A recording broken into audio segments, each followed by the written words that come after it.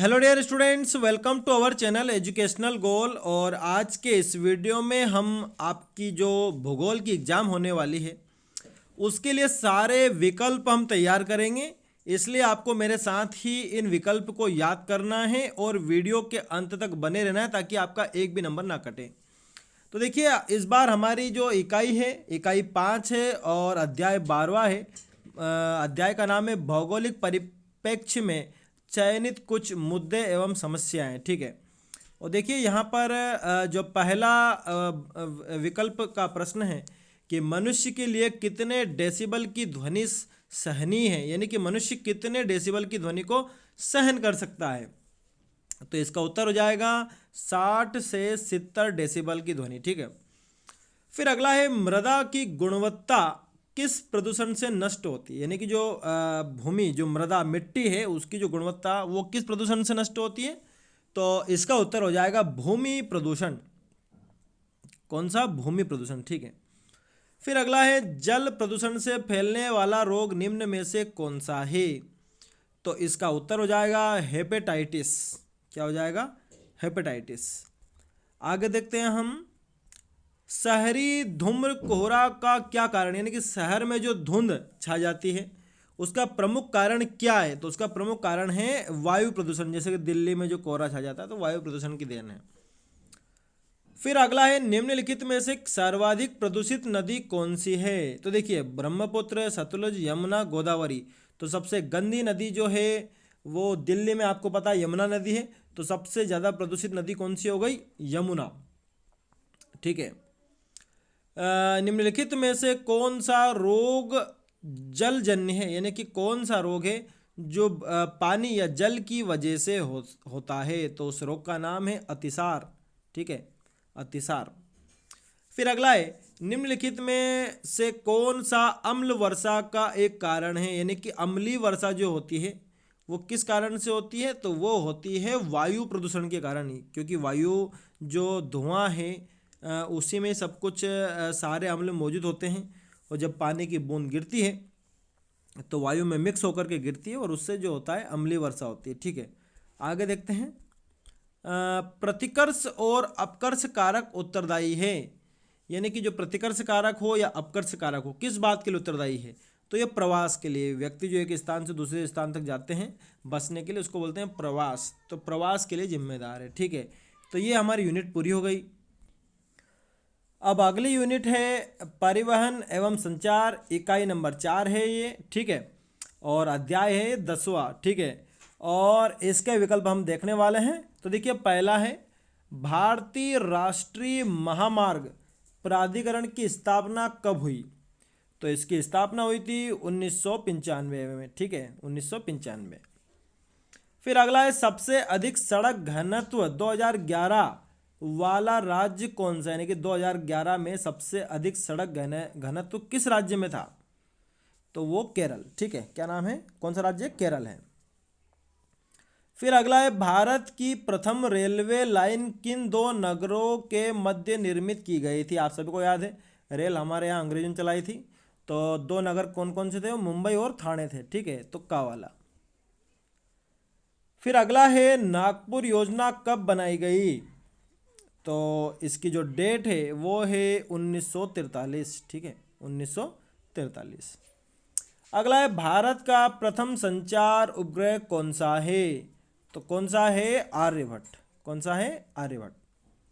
आगे देखते हैं कि भारतीय रेल प्रणाली को कितने मंडलों में विभाजित किया गया है। तो कितने मंडलों में विभाजित किया गया? 16। ठीक है।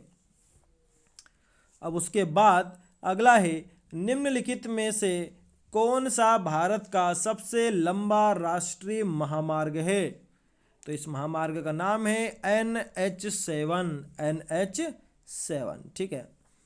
फिर अगला है राष्ट्रीय जलमार्ग संख्या 1 किस नदी पर तथा किन दो स्थानों के बीच पड़ता है। तो नदी है गंगा और स्थान है हल्दिया और इलाहाबाद। ठीक है। फिर अगला है निम्नलिखित में से किस वर्ष में पहला रेडियो कार्यक्रम प्रसारित हुआ था। तो पहला रेडियो कार्यक्रम जो प्रसारित हुआ था वो हुआ था 1923 में। ठीक है। देखिए, अब अगला अध्याय हमारा है 9वां, और अध्याय का नाम है भारत के संदर्भ में नियोजन और सतत पोषणीय विकास।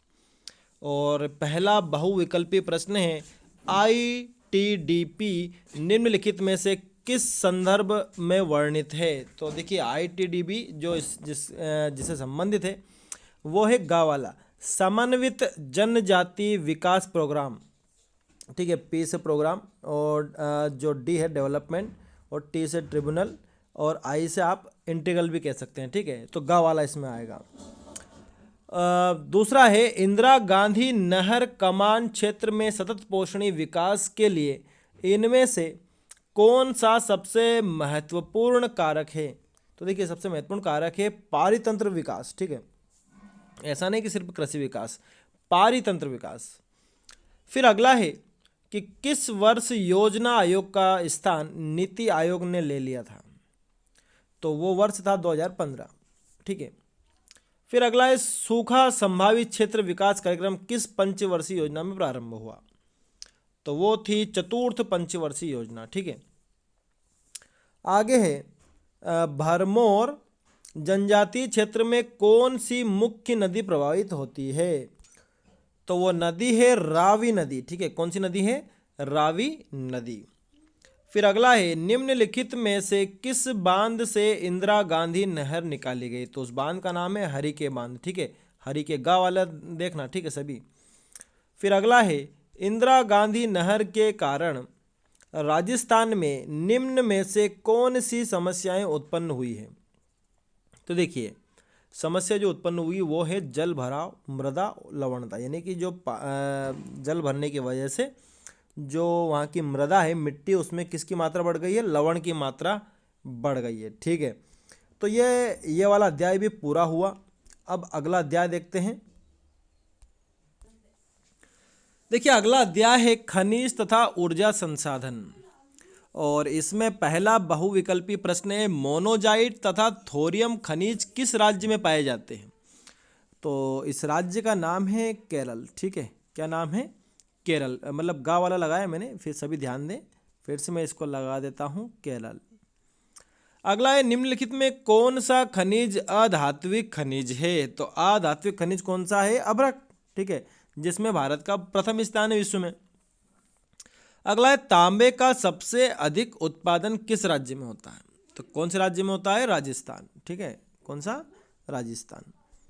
अगला है, मध्य प्रदेश का सबसे महत्वपूर्ण कोयला खनन केंद्र कौन सा है? तो देखिए सिंगरौली में सबसे ज़्यादा कोयला खनन होता है, सिंगरौली। ठीक है, अगला है, निम्नलिखित में से किस राज्य में प्रमुख तेल क्षेत्र स्थित है? तो देखिए इसका उत्तर है असम।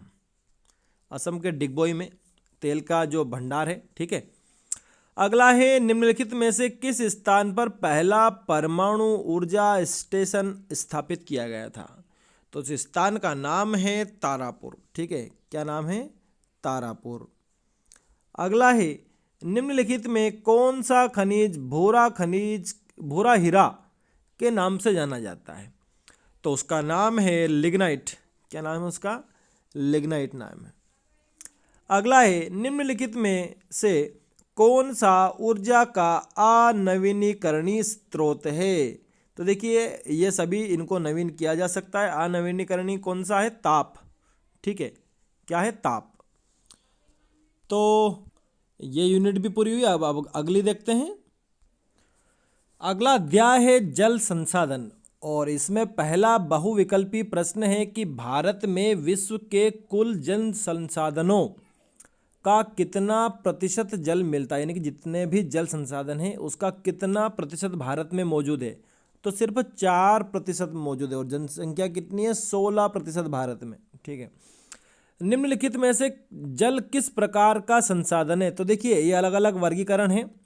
तो जो जल है वो चक्रीय संसाधन भी है और अजैव संसाधन भी है, लेकिन आपको कोई सा एक चुनना है तो आप चक्रीय पर जा सकते हैं। ठीक है, बाकी ये दोनों नहीं आएंगे इसमें।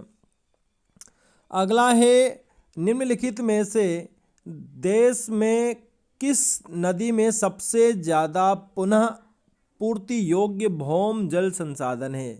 तो कौन सी नदी हुई वो? गंगा नदी। ठीक है, कौन सी हो गई? गंगा नदी।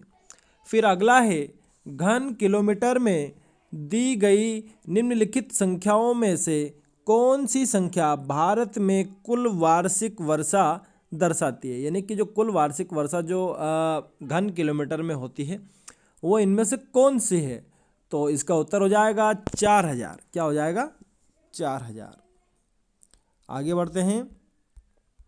अगला है निम्नलिखित दक्षिण भारतीय राज्यों में से किस राज्य में भौम जल उपयोग प्रतिशत में इसके कुल भौम जल संभावित से ज़्यादा है, यानी कि वो कौन सा राज्य है जहाँ पर भूमि जल जो भौम जल है उसका उपयोग ज़रूरत से ज़्यादा होता है। आपको याद है तमिलनाडु, अगर आप चेन्नई में अगर आप बोरवेल लगवाते हो तो 800 1000 2000 फीट भी अगर लगवा लेते हो तो भी पानी नहीं आता वहाँ पर, तो वहाँ पर बहुत ज़्यादा उपयोग कर लिया गया है। तो इस क्या आ जाएगा इसमें? तमिलनाडु। फिर अगला है देश में प्रयुक्त कुल जल का सबसे अधिक समानुपात निम्नलिखित सेक्टरों में से किस सेक्टर में है, यानी कि सबसे ज़्यादा किस क्षेत्र में जल का उपयोग होता है? सिंचाई। ठीक है, तो इसमें आ जाएगा छठे का वाला सिंचाई। ठीक है, तो इस वीडियो में हमने इतने कवर कर लिए, इसके बाद के वीडियो में अगले कवर कर लेंगे। जब तक बने रहे हमारे साथ। Thanks for watching this video.